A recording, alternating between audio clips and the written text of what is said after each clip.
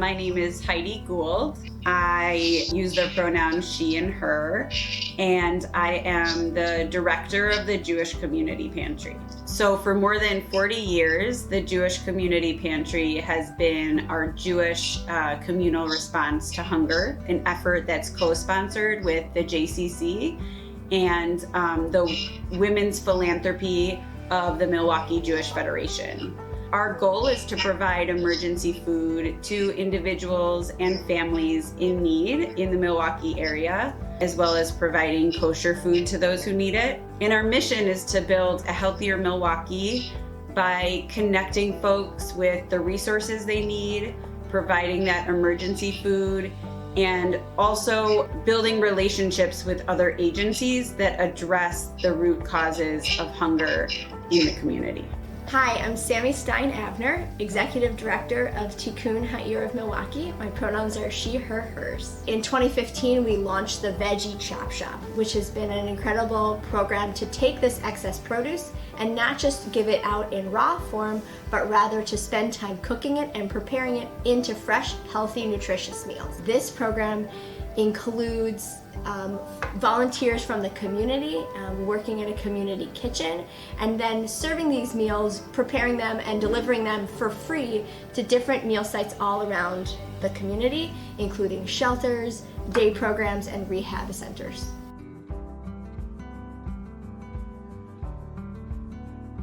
My name is JJ Draper. My pronouns are they, them, theirs, and I am a public ally for Tikkun Ha'ir and the Jewish Community Center. Food justice is a movement that seeks to address the socio-economic barriers that prevents healthy food access for all. People of color are the most severely impacted by hunger, poor food access, diet-related illnesses, and other problems with the food system. The food justice system not only works for healthy and accessible food for everyone, but seeks to address the structural root causes of these disparities. So not only just food-related issues, but racial and economic barriers as well. Hunger Task Force has a two-pronged mission, which is to address the long-term solution to hunger, as well as the immediate, which is what the food bank does, which is where I work. Hunger Task Force works with 50 or more organizations throughout the year to operate emergency food organizations. That could be a soup kitchen, that could be a pantry. But again, they're heavily volunteer powered. The organizations all depend on the people to come in and help them. There's only a few paid staff in all of the organizations that we work with, just a handful. So just think 70 organizations with a handful of people that are paid. The rest are all volunteers. My name is Bertha Collins. My pronouns is she, her, hers, and I'm with Feeding America Eastern Wisconsin. Feeding America Eastern Wisconsin, so we're a very large anti-hunger relief organization that basically bring people together. We bring people to the table and not only provide a direct service of access to food, but a look at food insecurity, look at hunger, and ways to get to the root cause of that issue. Hello, Raina Andrews here, Chief Hunger Fighter of the Healthy Food Movement. I go by the pronouns she, her, and hers.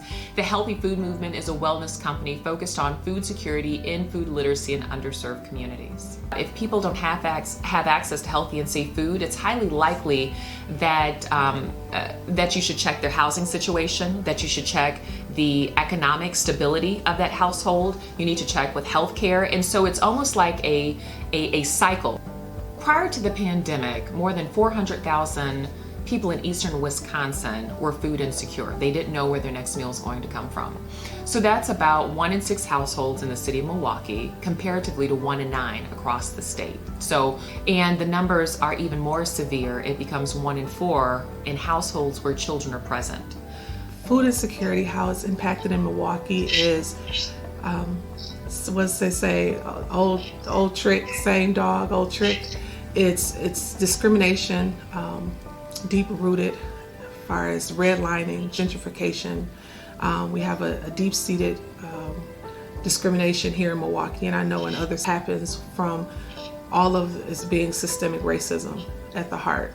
Food justice feels like a civil rights issue, right? It feels like in order for everyone to start at a level playing field, this basic need of food and access to food needs to be met. And so I think setting our neighbors and our pantry community members up for success means making sure that they can grow their own food, that they are able to choose what types of fresh fruits and vegetables that they have. And that truly, to me, is a foundation for a lot of the other things and elements of success and getting out of poverty. So getting a job, right? Or paying attention in school. It's hard for a child to do that when they don't have a nutritious meal for breakfast. So I do think that this is about meeting a foundation for the whole community, and that it is all of our responsibilities to ensure that it's met. To me, food justice is the opportunity for everybody to share in the nutritional value that food brings to us to allow us to live healthy, productive lives. Food justice is racial justice. And in Milwaukee, that's an important element of ensuring that where there is need in general, there's also a food need.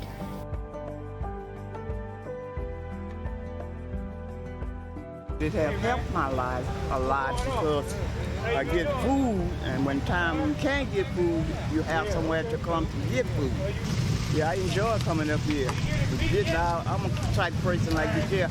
I just don't hang around where I'm not treated right. Yeah, all your smiling faces. You guys are always nice to us. Always. Awesome. It's great coming here. Yep. It's really hard for a lot of people, especially for me and my family. It helps out a lot just by even just come and see a smile on somebody's face. And so that's what brings me here is the smiles and the kindness.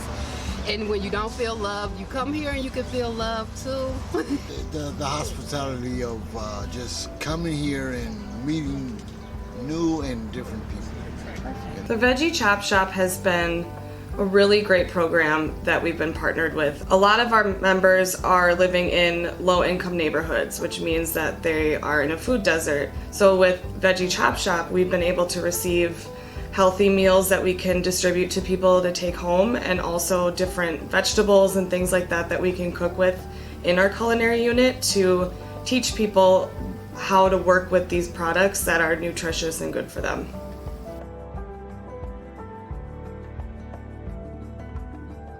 And volunteers are absolutely crucial to ensuring that the work gets done. Again, fresh produce from a garden, that's awesome. And anytime you can increase the nutrition value at an organization to the food that they can provide to people, the healthier, the better. So whether that is contributing money and saying, I'd like this to buy fresh produce, or whether you give the fresh produce yourself, or go glean it from a farm and then bring it in, those are all ways that you can make a difference. I think there's a myriad of ways that folks can contribute to food justice work, kind of depending on their comfort or their niche. Folks can go to certain sites like hungertaskforce.org, and there's a host of different lobbying items and ways for them to advocate their legislators for sustainable food practices, or different available resources to the community to buy their own food, stipends, increased food stamps, food share, etc. Volunteering in the community and deciding that I am going to show up and provide emergency food to the community, which is something that we do, of course, at the Jewish Community Pantry. I think it's by actions, right? By being sustainable in what foods you select, reducing meat consumption, making sure to shop locally. Those are some ways that one can take small steps in the food justice movement. We as individuals can continue to combat food insecurity and support food justice initiatives through actively volunteering with food justice organizations in the city.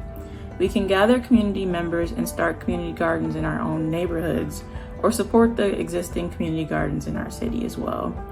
We can support our local farmers markets and gleaning initiatives, and learn to grow our own food and distribute surplus to those in need. Lastly, we can support by educating ourselves and actively support food assistance programming on the national and local level.